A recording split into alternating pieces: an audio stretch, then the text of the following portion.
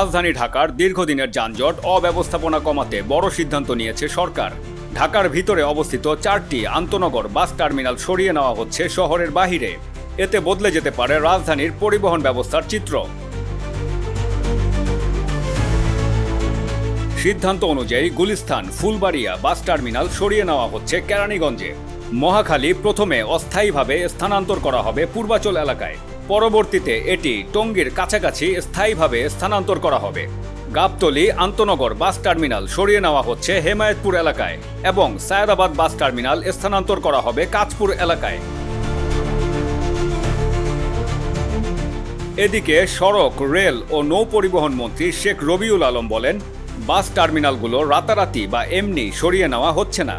সময় ও সুযোগ অনুযায়ী ধাপে ধাপে তা কার্যকর করা হবে। চলবে না, আমরা ডিপো করার জন্য পরিকল্পনা নিয়েছি। একটাতে সায়দাবাদ স্ট্যান্ড আস্তে আস্তে কাজ করে চলে যাবে, ফুলবাড়িয়া স্ট্যান্ডটা চলে যাবে কেরানীগঞ্জে, গাবতলীটা চলে যাবে হিমায়তপুরে। বাস স্ট্যান্ড সবগুলি সরবে, কিন্তু এই যে রাতারাতি সরে যাচ্ছে আমি তা বলছি না। বহু ফ্লাইওভার, মেট্রো রেল সহ অনেক মেগা প্রকল্প বাস্তবায়ন করলেও বাস্তবে যানজট নিরসনে তেমন কোনো অগ্রগতি হয়নি। আর তাই ঢাকাকে যানজট মুক্ত করতে এবার প্রধান 4টি বাস টার্মিনাল ঢাকার বাহিরে স্থানান্তর করার উদ্যোগকে সাধুবাদ জানিয়েছেন অনেকেই।